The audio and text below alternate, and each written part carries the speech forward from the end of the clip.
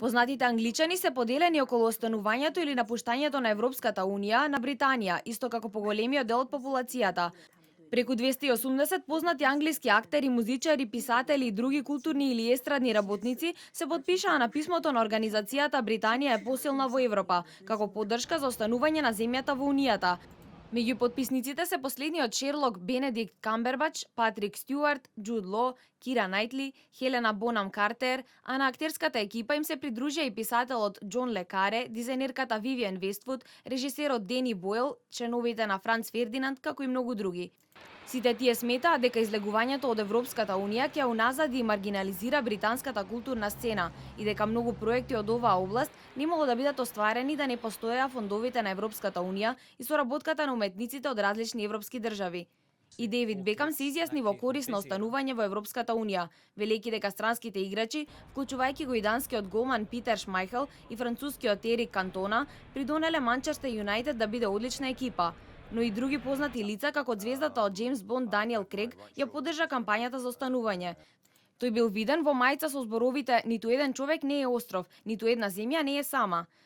Писателката Роулинг, која активно ја води кампањата за останување на својот Твитер профил, објави: Ако уште некој ми каже дека гласот за останување е за богатите, кој ќе страда ако експертите се во право и се изгубат 100.000 работни места и се намали социјалната помош? Авторката на Хари Потер сугерираше дека дел од кампањата за излегување ја водат расисти и биготи и дека користената пропаганда е дупликат на онаа на нацистите. Актерката Хелена Бонхам Картер се изјасни за останување со зборовите: Се чувствувам како европејка и сметам дека може да бидеме британци и да бидеме дел од Европа, без тоа да влијае врз нашиот идентитет.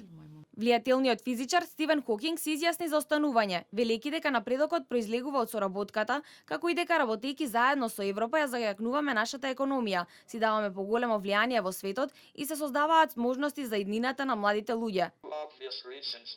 Минаа дните кога можевме да стоиме сами против светот. За безбедноста и за трговијата е потребно да сме дел од поголема група нации. Можноста за напуштање на Европската Унија веќе доведе до голем пат на фунтата. Другата страна за напуштање на Унијата е нешто помалку организирана и тие немаа досега заеднички настап како лобирање за каузата која ја бранат.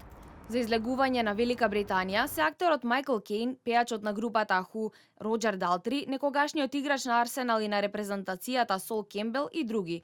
Звездата од Монти Пајтон Џон Клис се изјасни за излегување од Европската Унија на својот Твитер профил. Ако сметав дека постои шанса за некоја поголема реформа во Европската Унија, ќе гласав за останување, но нема и тоа е тажно. Актерот Майкл Кейн се изјасни за излегување, велејќи дека и двете опции се подеднакво страшни и дека освен ако нема некои поголеми промени, Британија треба да излезе од Европската Унија. Поранешната меѓународна фудбалска звезда Сол Кембел вели дека го поддржува Брекзит, бидејќи на тој начин младите спортски таленти ќе имаат поголеми можности во британските клубови.